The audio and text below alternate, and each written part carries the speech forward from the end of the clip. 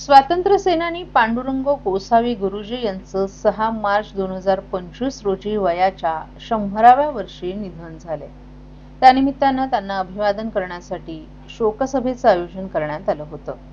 या शोकसभेला Republican party of इंडियाचे राष्ट्रीय अध्यक्ष डॉक्टर राजेंद्र गवई सर, मुंबई प्रदेश अध्यक्ष आनंद खरात, ज्येष्ठ विचारवंत आणि स्तंभलेखक डॉक्टर DS सावंत, रिपब्लिकन सेना ठाणे जिल्हा प्रमुख आबासाहेब चासकर, ॲडव्होकेट जालिंदर यादव सर यांनी आपल्या भावना व्यक्त केल्या.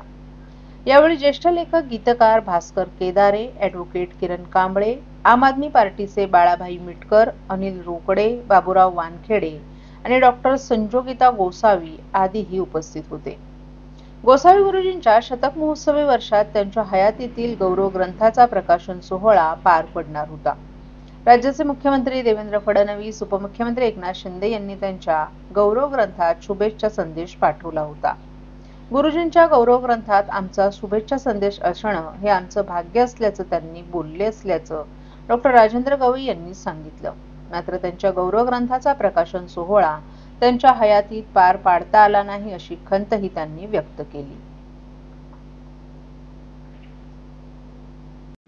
या कामाची, या सभेची व्यूहरचना रचली त्या आदरणीय डॉक्टर DS सावंत साहेब, आमच्या समोर आलेले मुंबई प्रदेशचे रिपब्लिकन पार्टी ऑफ इंडियाचे अध्यक्ष आनंद खरातजी, प्रसाद लाडजी, प्रसाद साळसकर आणि प्रमोद लाड, थोडं कन्फ्युजन झालं. प्रमोद लाड आणि प्रसाद साळसकरजी, अर्जुन वेगळाजी, हिरामन गवईजी, बाबूराव वानखडे, जासकरजी, चंद्रकांत वाघमारेजी, बौद्धचार्य खास इथे उपस्थित आमचे सपकाळजी, हिरामन गवई, अतिशय सुंदर असं सूत्रसंचालन त्यांनी भाषण केलं, आपलं विचार मांडले. डॉक्टर वर्माजी, जालिंदर जाधवजी, कृष्णराव, आणि प्रभात म्हात्रेजी आणि सर्व उपस्थित बंधू मान्यवरी, वयाच्या 90व्या वर्षी बुद्धवासी पांडुरंग बळीराम गोसावी यांचं निधन झालं.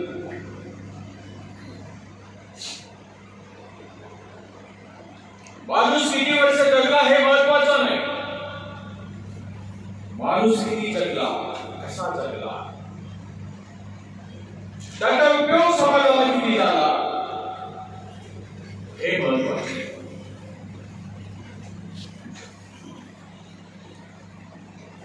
आदरणीय पांडुरंगजी गोसावी यांना जरी 90 वर्ष मिळाले,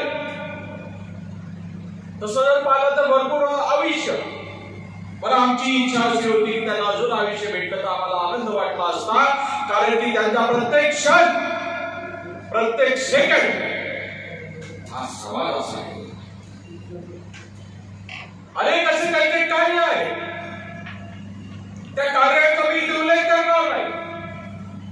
सावंत साहेबांनी सांगितलं, खरात साहेबांनी सांगितलं, वेगवेगळ्या क्षेत्रामध्ये त्यांनी काय काय काम केलं, कसं केलं, परिस्थितीशी ते कसे लढत राहिले. सोपी गोष्ट नव्हती. आजच्या सारखी काळ त्या काळात नव्हता. आता गाड्या आहेत, विमानं आहेत, घोडे आहेत, मोबाईल आहेत.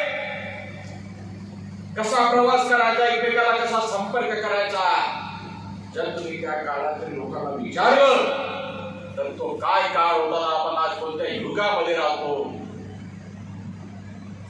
किती सुख सुविधा आपल्याला आहेत, तिथे आपण आनंदित राहतो याची कल्पना आपल्याला येईल. परंतु त्या अशा कठीण काळामध्ये त्यांनी स्वातंत्र्याचा लढा दिला. महात्मा गांधींचा संपर्क झाला, बाबासाहेब आंबेडकरांचा संपर्क त्यांना झाला, विनोबाजी भावे यांचा संपर्क झाला, आणि बाबासाहेब आंबेडकरांचा संपर्क झाल्यानंतर बाबासाहेब आंबेडकरांचा विचार पुढे न्यावा, बाबासाहेब आंबेडकरांच्या रस्त्यावरती पुढे जावं, त्यांचं कार्य पुढे न्यावं. जे जे वंचित आहे, ज्यांच्यावरती अन्याय झाला त्या वंचितांना न्याय न्याय मिळावा याच्यासाठी त्यांनी संपूर्ण आयुष्य अर्पण केले. 28व्या वर्षी राष्ट्रपतीच्या हस्ते पुरस्कार सोपी गोष्ट नाही. 60-70 वर्ष लागतात तेव्हा कुठे राष्ट्रपतीच्या वतीनं राष्ट्रपतीच्या हातानं आपल्याला पुरस्कार प्राप्त होतो. परंतु 28 वर्षाच्या एका तरुणाला पुरस्कार मिळणं म्हणजे त्या तरुणामध्ये किती तळमळ असते, काय क्वालिटीज असते. ती क्वालिटी पांडुरंग गोसावी यांच्यामध्ये होत्या. त्या एका क्षेत्रामध्ये त्यांनी काम नाही केलं, अनेक क्षेत्र सामाजिक मी सांगितलंच आहे. स्वातंत्र्य लढाईमध्ये त्यांनी लढाई दिली. आर्थिक व्यवस्था कशी सुधारता येईल, जे जे काय वंचित आहे त्यांना कसं काय आपल्या पायावरती उभं राहता येईल, आपला व्यवसाय कसा सुरू करता येईल, त्या व्यवसायासाठी कुठे प्रशिक्षण घेता येईल, या सगळ्या गोष्टींचा त्यांनी अभ्यास केला. आणि शेवटी महाराष्ट्र हा कृषी प्रधान राज्य आहे. आपल्या शेतकऱ्याला न्याय मिळाला पाहिजे, उत्पादन वाढलं पाहिजे, त्याच्या मालाला भाव मिळाला पाहिजे, याच्यासाठी सुद्धा त्यांनी लढाई दिला. आधुनिक शेती कशी करावी अशा प्रकारचा अनेक प्रकारचा त्याग, अनेक प्रकारची लढाई त्यांनी केली. अनेक पुरस्कार मिळाले त्यांना, मिळणारच. कारण घरात साहेबांनी सांगितल्याप्रमाणे त्या काळामध्ये स्वातंत्र्य लढ्यामध्ये लढाई देणं सोपी गोष्ट नव्हती.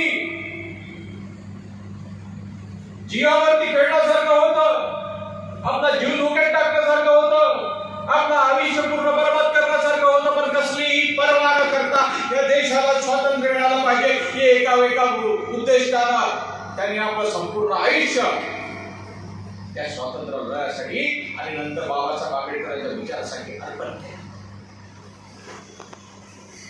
अनेक पुरस्कार त्यांना मिळाले. ते पुरस्कारामुळे हे मोठे झाले नाही, ते पुरस्कार मोठे झाले. त्यांच्यावरती जेव्हा पुस्तक लिहिण्यात आलं, जेव्हा स्वतः देवेंद्रजी फडणवीस यांनी पत्र लिहिलं, एकनाथ शिंदे यांनी पत्र लिहिलं, कारण की व्यक्ती अशी असल्यामुळे आपलं सुद्धा तिथे काहीतरी मत असावं, आपलं सुद्धा पुस्तकामध्ये पांडुरंगजी गोसावी यांच्याबद्दल कुठे काहीतरी लेख असावं, हा एकच उद्देश माननीय मुख्यमंत्री आणि उपमुख्यमंत्री यांचा होता. आणि म्हणून ते पत्र लिहिलं आणि गोसावी साहेब, पांडुरंगजी गोसावी साहेब यांच्याबद्दल जे आपलं मत आहे ते मत व्यक्त केलं. पार्टीचे सचिव डॉक्टर राजू सर, मुंबई प्रदेशचे अध्यक्ष आनंद खराजी,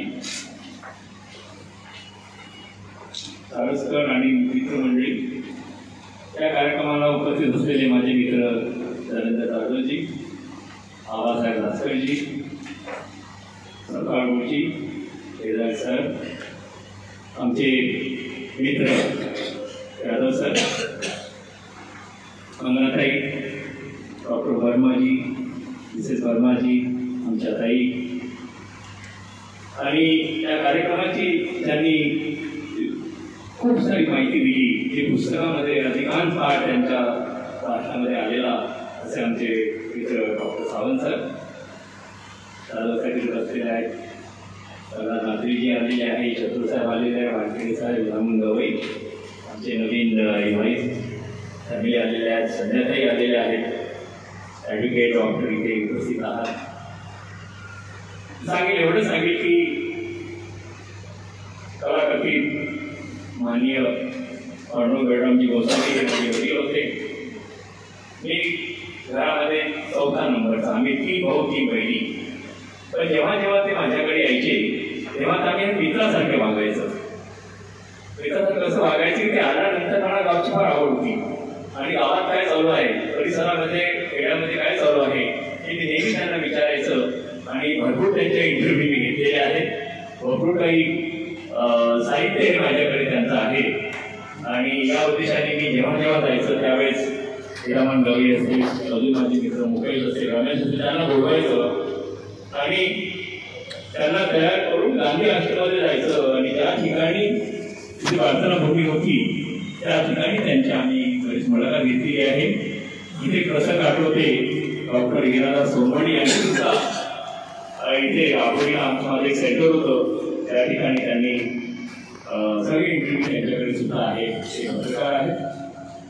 तर मी जास्त बोलणार नाही, तुम्ही त्याबद्दल हा दुःखाचा दिवस असला तरी तुम्हाला बघून असं वाटते की तुम्ही माझे सगळे आधारस्तंभ झालेले आहात, मला एक नवी शक्ती मला मिळालेली आहे.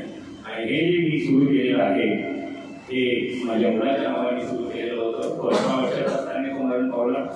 त्याच्या नावाने असे अनेक गौरव घडावं म्हणून 2007ला मी संस्था सुरू केली आणि हजारो विद्यार्थ्यांना मी तयार केलेलं आहे. हजारो विद्यार्थ्यांना रोजगार देत आहे. तुमच्या सगळ्या आशीर्वादाने हे सगळं होत आहे. आजच्या कार्यक्रमाला तुम्ही आल्याबद्दल सगळ्यांना मनापासून तुमचे आभार मानतो आणि सगळ्यांची थोडीशी नाश्त्याची व्यवस्था केलेली आहे म्हणून सगळेजण तुम्ही ते स्वाद घेऊन तुम्ही इथून जावं ही माझी विनंती. जय हिंद, जय भारत.